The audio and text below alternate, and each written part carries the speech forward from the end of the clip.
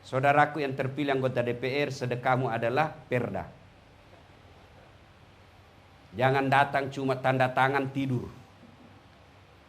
Ada perda yang mau dibikin di lobi sama pengusaha, kau benarkan. Demi Allah tanda tangan itu nanti akan menyeretmu ke neraka. Dengar baik-baik para anggota dewan sebelum Bapak dilantik. Sudah? Bukannya bulan 10, tanggal 10. Tak? Iya, belum. Belum kan? Yang terpilih maksud saya. Yang sudah dan habis masanya, Bapak tinggal tanggung jawabnya itu 5 tahun. Yang belum dilantik, sebelum Bapak sesat, dan saya akan diminta tanggung jawabnya nanti di akhirat, saya akan berkata, saya sudah nasihati mereka. Saya sudah beritahukan mereka. Kalau dia tidak saya beritahu, maka dia tuntut saya nanti di akhirat. Ya Allah, saya tidak tahu. Saya tidak pernah diberitahu dasar latif. Maka saya akan berkata, bohong. Saya sudah kasih tahu di rumahnya Pak Jaya. Iya. Maka kewajiban ulama adalah mendakwakan. Balighu anni walau ayat. Sampaikan meskipun 1 ayat. Kulil haqqu walau kana murram. Katakan yang benar meskipun itu pahit. Maka saya katakan ini Pak. Jabatan 5 tahun. Dan demi Allah selama 5 tahun itu Pak, potong tangan saya kalau gajinya Bapak bisa beli private jet.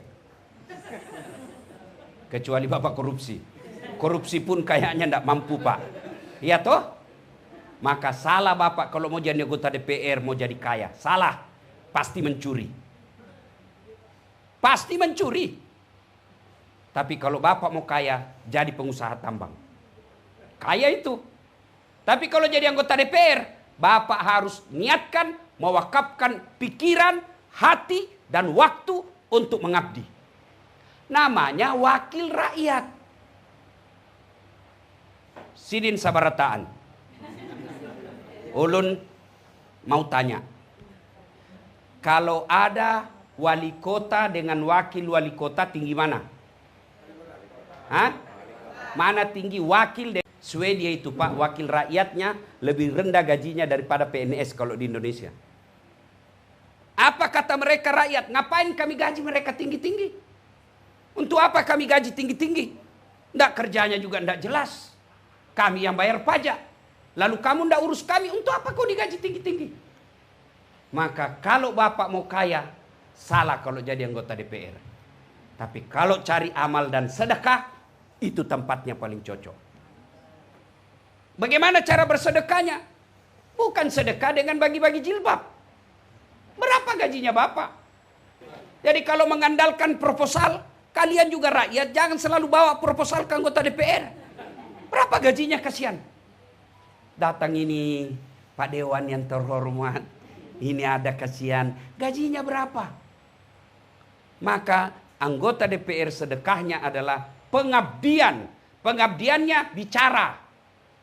Bapak tahu posisinya anggota DPR kalau kita berjamaah? Imam, wali kota. Anggota DPR itu dia di sini. Di belakangnya imam sebelah kanan. Belakangnya imam sebelah kanan. Itu anggota DPR. Kalau imam salah, ini yang luruskan. Semestinya imam ruku, dia langsung sujud. Anggota DPR bicara dong.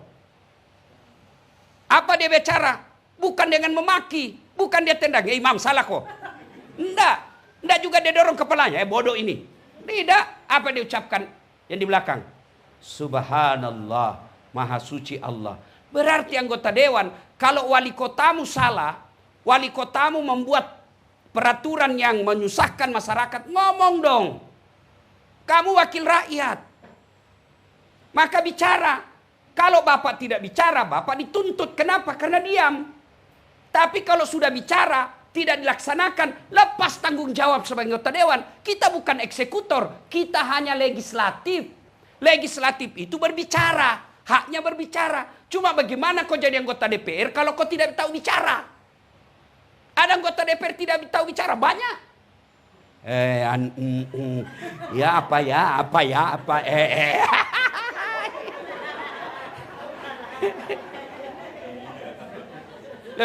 Benar Pak. Anggota dewan itu, kalau bicara belajar demokrasi, anggota dewan itu memang dia bicara. Hak konstitusinya dilindungi undang-undang. Bapak bicara dalam gedung DPR, itu dilindungi undang-undang. Maka kalau berbicara, bela hak rakyat, jangan diam. Saudara dipilih bukan di lotre, meski kami tak kenal siapa saudara. Kami tak peduli karena suara diam, suara ha, suara ha. Itu kan dibilang Iwan Fals, wakil rakyat, bukan terusnya merakyat. Jangan tidur waktu sidang soal rakyat. Sudah digaspol hari ini. Untung Bapak ada di sini. Untung Bapak hadir. Supaya apa? Ada peringatan. Inilah yang disebut amar ma'ruf nahi mungkar. Inilah yang disebut saudara sejalan, seiring seperjuangan. Inilah yang disebut watawasau bil haq, watawasau bis sabar. Nah, cuma salahnya anggota dewan kita prestise, gengsi, wibawa. Mau dibilang anggota dewan, itauwah. Kalau orang di Sulawesi, itauwah. Anggota dewan, itauwah. Wih, hebatnya. Meskipun tidak tahu itu bicara. Dewan, ngomong Pak. Saya menyarankan kepada anggota DPR, senjata paling ampuh Bapak adalah ngomong. Dialog. Wakil rakyat, penyambung lidah rakyat. Apa maunya rakyat, Bapak ngomong. Maka saya sarankan kepada Pak Jaya, anggota DPR Nasdem setingkat provinsi, kumpul mereka, latih mereka public speaking. Latih mereka berbicara. Bagaimana meyakinkan? Itu kerjaan saya, Pak. Bapak lihat saya ceramah. Coba lihat ceramah saya. Hampir semua golongan senang. Dari orang tua sampai anak-anak kecil senang dengar ceramah saya. No, dimaki-maki dia tidak tersinggung. Coba lihat di ceramah YouTube saya. Mana ada yang berani maki-maki jenderal? Kenapa? Karena saya punya public speaking. Bicara yang baik. Sampaikan tujuan kita tanpa menyinggung perasaannya orang. Ini Bapak harus punya. Bayangkan kalau Bapak pidato,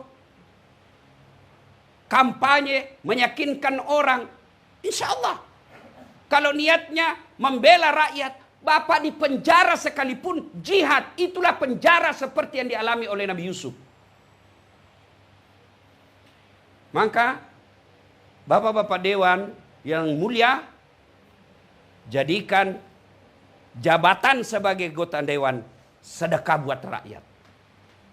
Bayangkan kalau Bapak bikin, kan DPRD itu punya 3 fungsi. Pertama namanya fungsi legislasi. Membikin undang-undang kalau dia DPR. Kalau dia di daerah DPRD namanya. Perda namanya. Dia yang bikin. 2 itu ada hak inisiatif, ada hak dari pemerintah masukkan. Wali kota masukkan, dipelajari, dilihat. Maka disebut Ramperda, rancangan peraturan daerah. Anggota DPR punya inisiatif sendiri. Ini bikin, lalu diajukan, diterima, ketok palu, tak. Pemerintah laksanakan, diawasi oleh Satpol PP. Itu 1, hak legislatif. Yang kedua disebut fungsi budgeting. Apa itu? Mengatur keuangan. Itulah sebabnya dia pergi reses. Cuma kadang-kala anggota DPR kita resesnya palsu. Ada fotonya. Ada tanda tangannya. Tapi di rumah dibikin. Nggak dia datang ke masyarakat. Masyarakat juga goblok. Kenapa kau tanda tangan? Cuma dikasih modal nasi bungkus harga 25.000. Pembeli bensin 100. Padahal lebih banyak lagi diambil itu anggota dewan. Siapa suruh kau panggil saya?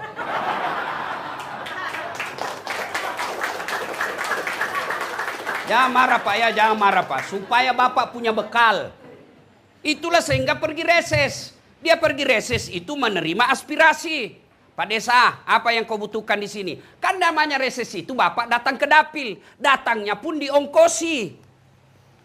Bapak apa? Kepala desa. Desa ini apa kebutuhannya? Kami butuh jembatan, Pak. Oke, sudah. Sudah itu hasil reses dipanggil kepala yang bersangkutan.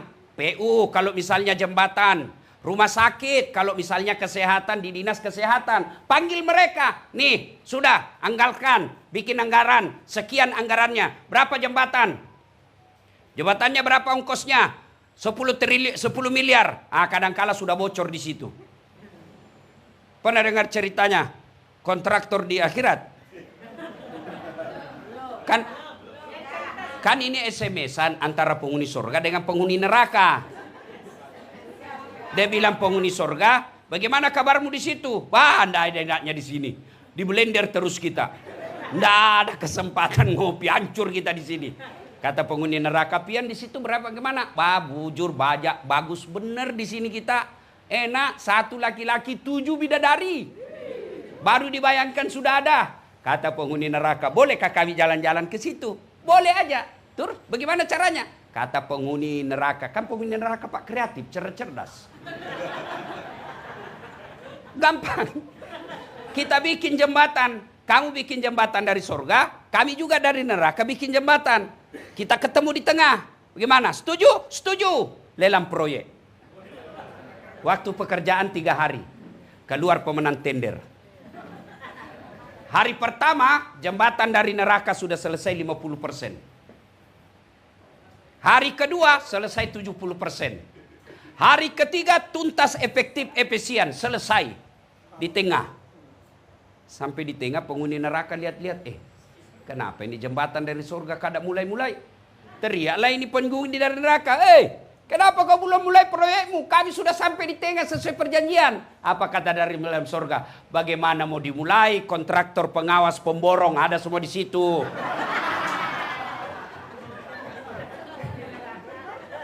Di sini hanya penghafal Quran. Nggak tahu dia bikin kali-kali kalkulatornya selalu salah hitungan semennya. Ayo. Nah. Mereka ini Pak Dewan, reses itu fungsinya menangkap aspirasi. Apa yang diinginkan di dapil kita. Sudah itu kita panggil, Bapak Dewan punya hak untuk memanggil mitra kerja namanya.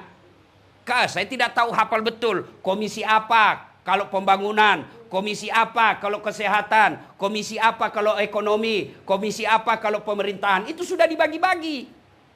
Cuma kadang-kala anggota dewan dia senang komisi yang basah. Ingat Pak Dewan, di komisi yang basah itulah orang tenggelam. Sudah susun anggaran, sudah itu disebut fungsi budgeting. Yang ketiga ada disebut fungsi kontrol, fungsi pengawasan. Pak Dewan berhak menegur pemerintah. Kenapa itu anggaranmu salah guna? Kenapa itu perda kau tidak jalankan? Bapak punya hak sebagai wakil rakyat. Tiba-tiba ada jalan ditutup. Itu mengganggu masyarakat. Pak Dewan punya hak untuk menegur. Sebagai wakil rakyat. Kenapa jalan itu ditutup? Tidak pernah dibicarakan di Dewan. Rakyat mengeluh dengan itu. Itu kalau Bapak lakukan seperti ini. Insya Allah Bapak di dunia anggota DPR. Bapak disebut yang terhormat. Di akhirat juga. Insya Allah sama-sama Rasulullah di akhirat. Tapi kalau Bapak hanya kejar proyek, salah gunakan reses, di dunia kau anggota dewan terhormat, di akhirat kau akan abadi dalam neraka. Pilih mana? Pilih mana? Anggota DPR 5 tahun Pak, 5 tahun demi Allah kalau untung terpilih lagi. Kalau tidak untung, wabillahi taufiq wal hidayah. Tapi dosanya dibawa sampai mati. Ini bersyukur Bapak belum dilantik sudah dapat pembekalan luar biasa. Ya Allah, saya sudah sampaikan kepada mereka. Saya lepas tangan. Tinggal mereka menjalankan apa yang saya sampaikan. Mudah-mudahan ada manfaat. Lebih dan kurangnya mohon dimaafkan. Assalamualaikum warahmatullahi wabarakatuh.